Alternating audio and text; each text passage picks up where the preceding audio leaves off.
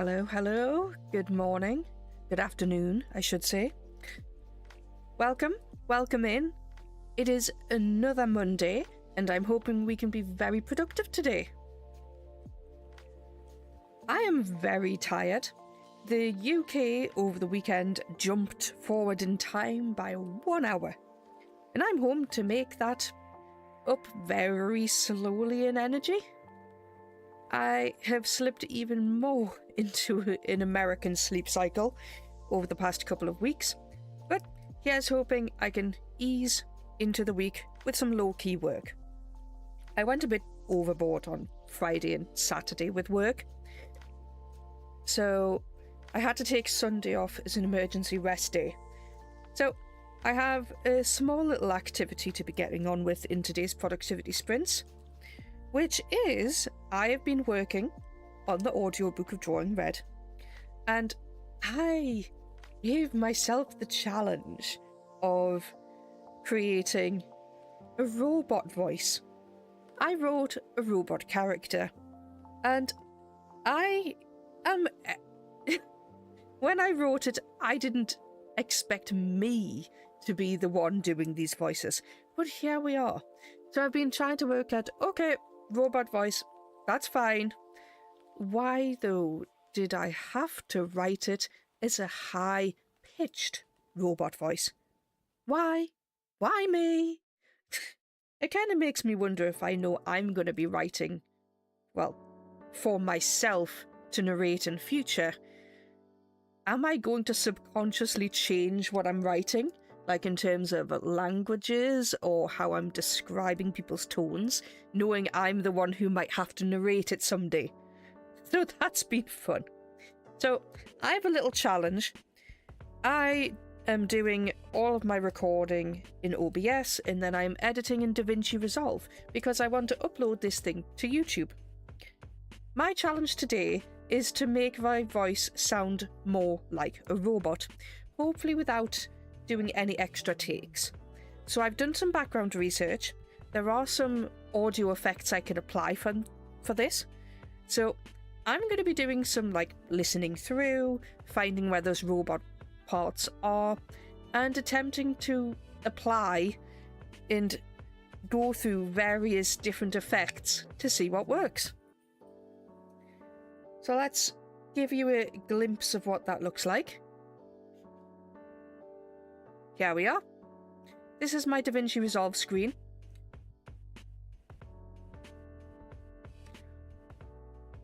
So this is kind of what the screen will look like. I have a mock-up of what I would have had as the Drawing Red kind of audiobook cover on the right. The chapter title just kind of there on the left.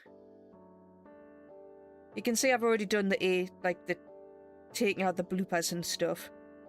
But I now need to listen back to it to get to the point of the robot.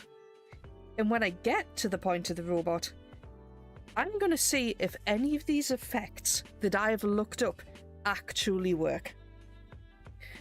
If they do, I will let you know, in case you're interested in maybe adding a robot voice to any of your videos in future. Who knows? So, I think with that being said, let's get to work on our first sprint. If you're doing writing today, let me know. If you're here to lurk, that's fine. And hello, time travelers watching this after the fact. You are also welcome. Let me know what you're up to. Okay. In 3, 2, 1, and sprint.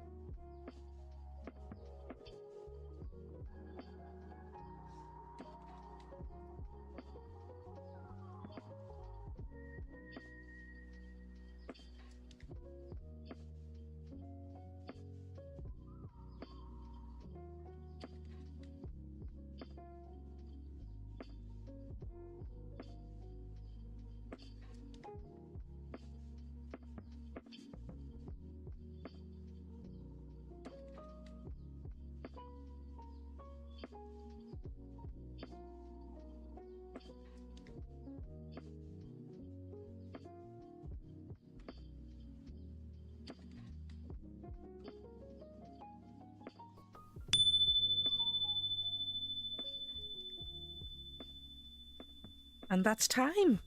How did everybody get on? So, I have been using an effect called flanger. And it kind of adds modulation to, like, the sound wave. Originally, the modulation was in a sine wave, and after listening to that, I preferred it in the sound of a saw wave. So, it's this effect here. You go to Effects, Audio FX, Fairlight FX, and Flanger. And I know I have this voice coming in later on in the book and other chapters, so I wanted to make it as simple as possible. So originally I put them all in as default. But now, over in here in this panel, modulation type. Triangle, I didn't really like.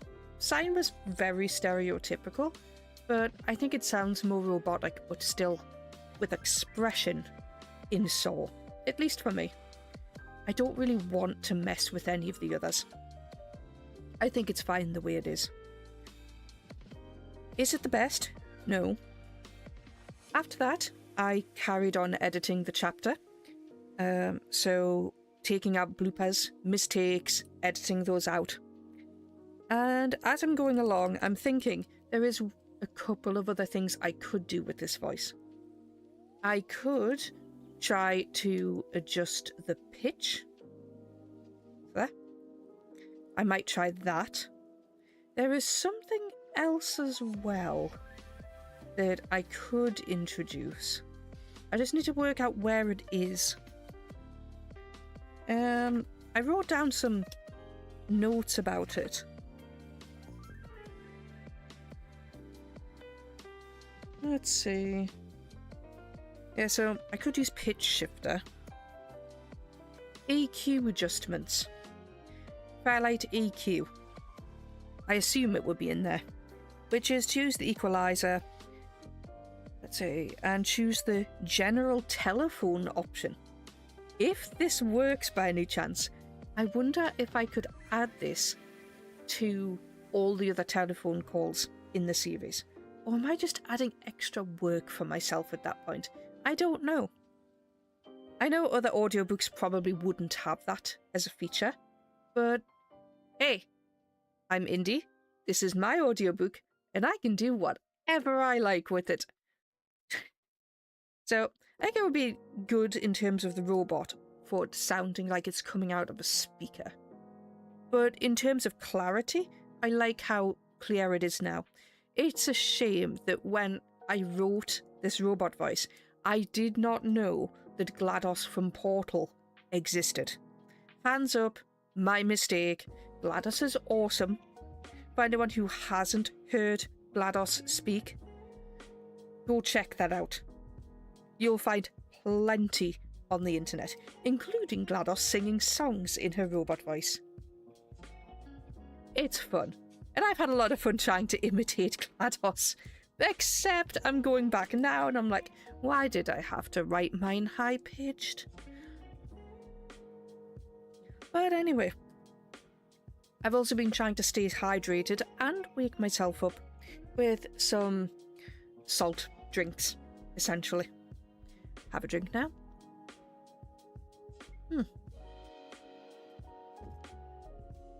Yeah. So, I'm going to get through to the end of this chapter, take out any bloopers I can find, and then if I have time, I probably should, in this next sprint or the sprint after that, then I will have completed my hour, hopefully, with a fully edited chapter and a robot that sounds like a robot. Later in the day, I actually have some sticky notes arriving, which I needed. Long overdue. I've been looking around for sticky notes. I'm not finding any.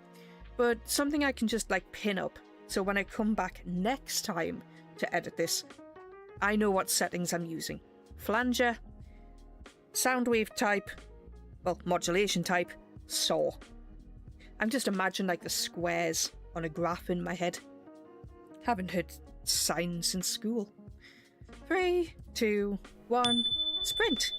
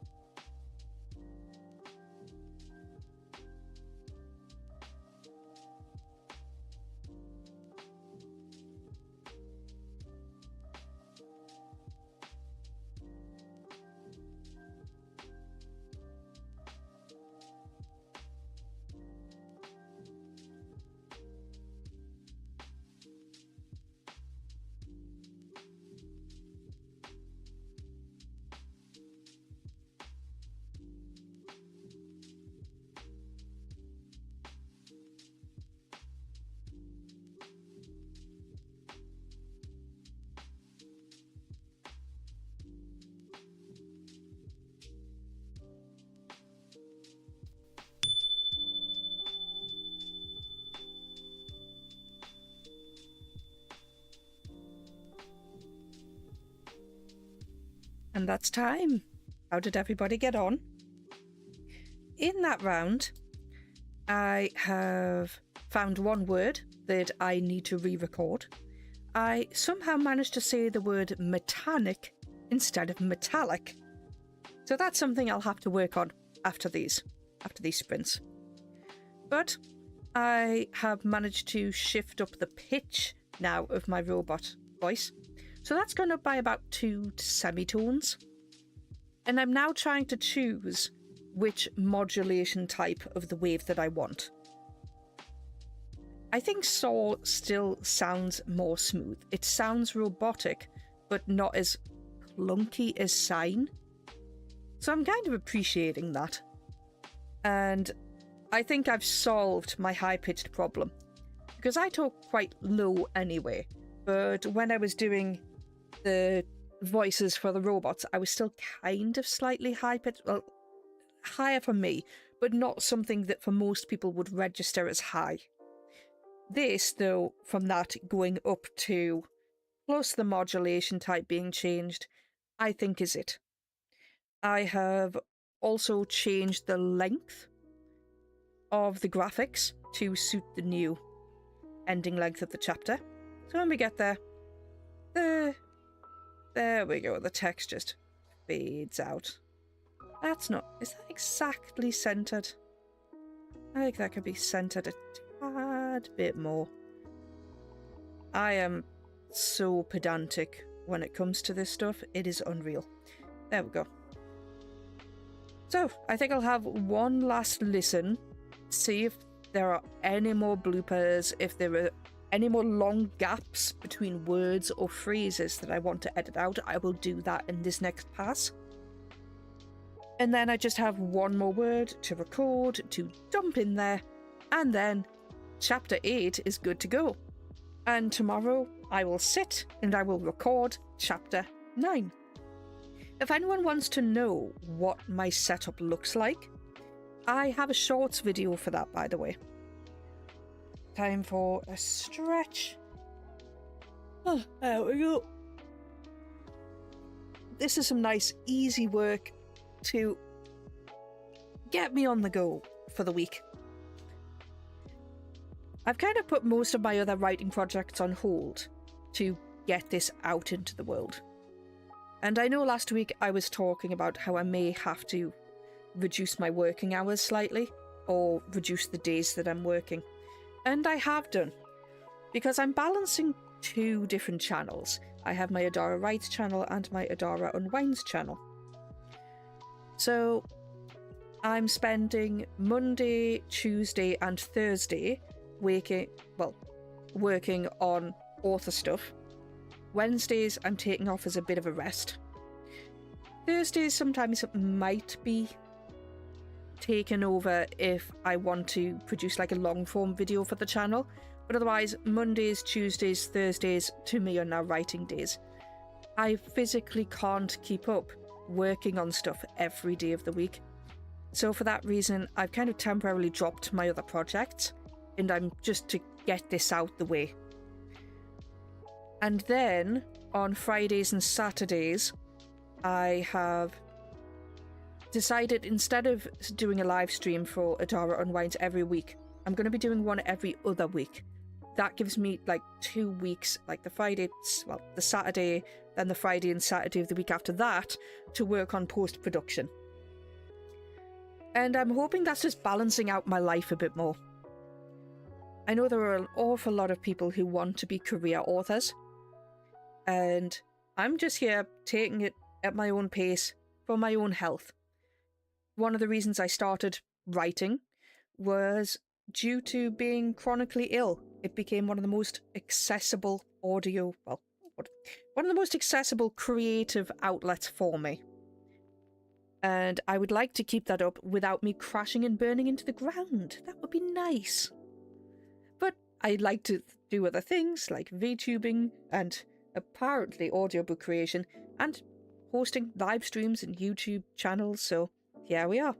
Good morning, Devon. Just in time for the very last sprint. Good morning. Good afternoon from where I am. 5 to 2 in the afternoon. The UK time travelled yesterday an hour into the future. See you on the other side of the sprint.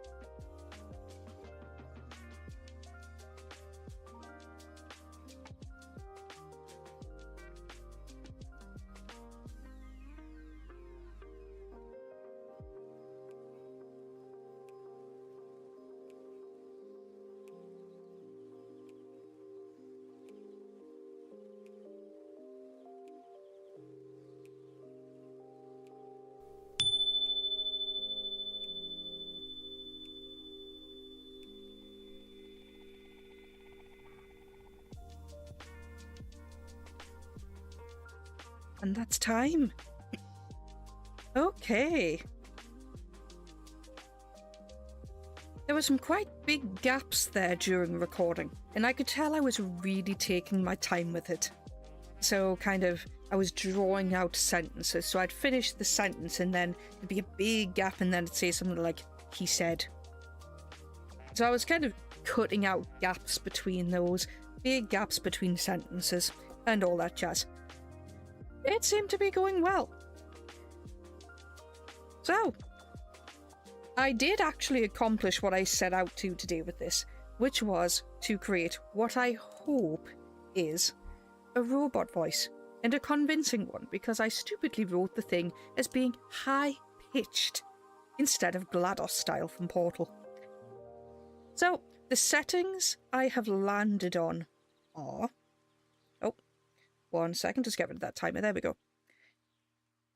It's an effect called Flanger, and you find it if you, in Davinci Resolve, if you go up to Effects, down to Audio Effects and Fairlight Effects, you go up and down, you will find Flanger, and you drag it and apply it. So if I go to, let's see, a part where we actually have that selected. Okay, you can see that this audio has an effect because it comes up with a little FX button, like sign at the bottom. So when you click on that, up here in the inspector, click on effects, you can see that Flanger there is turned on. You go down to modulation type, it defaults to sine, and I changed it to saw. And because I stupidly wrote this thing as high-pitched, I then had to add a pitch correction. So if you go down, you can see the pitch there. I have increased it by 2 semitones. I tried my best, but it does sound a bit, well, a lot more like a robot now. Devon's back to working on her 3rd book. Deadlines are approaching. Oh yes, that's a forbidden word in my life right now. I absolutely crashed, exhausted on Sunday. I think I'm back in a boom-bust cycle where I do too much, I crash, I feel better, so I try to push again, and then the crash is worse than the last one. So I'm trying to break out of that as much as I can now. 3rd book is impressive. I have 1 book out. I'm working on the audiobook for it, the last version out. I have 1 fully drafted that I'm going through revisions for, and the 3rd one is currently, I'm busy writing the 1st draft, but to be fair, I've put them both on hold, slowing progress down just to get this book out the way. And that's something else which is in this whole audiobook thing. I did look at ACX. I don't have a backlog to interest anyone in terms of doing like an audiobook for me for royalty share, and I think that was kind of a bit pointless in my case, and I don't think they'd take it up. I think like people starting out would want novellas, and I would want someone not starting out, and I don't have the funds. But I'm enjoying going down the audiobook kind of rabbit hole, looking at what quality I would need to upload to various places. Should I just sell direct, which is what I'm hopefully going to do. And the other thing I did look at was the AI. You can't not in this kind of world, just to see what it was about. I was quite dismayed that the other day there was a person who came online who were massively advocating for how easy and cheap AI audiobooks were. The key there is if it's easy, you're likely not going to get the copyright for it.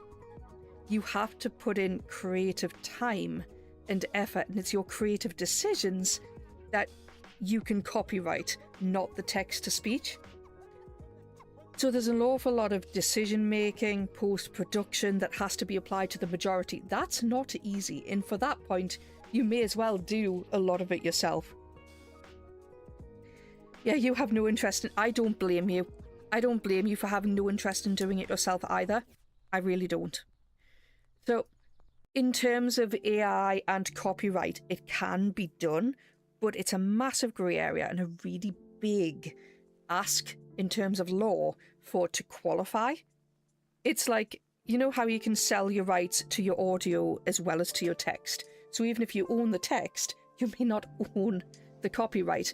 And here I am seeing this quite big Authortuber talking about this, and not once did they mention the issues with copyright. I mean, I don't think even, for example, if you uploaded... I know there's a system with, like, Apple Books, for example, where they offer, like, oh, we've invited you to, like, take part in this. One click of a button, you'll be entered into our system, the AI will do everything, and you can sell it at the other end. It's like, no. There's no chance in that system anywhere for you to have input, so you won't own the copyright. It's like the whole cover thing, AI cover again, where if you use it, it then has to be like 70% of the majority of it overdone with humans. I have a video coming out on the 1st of April about this topic, because I was so just infuriated that people are talking about this but not talking about copyright.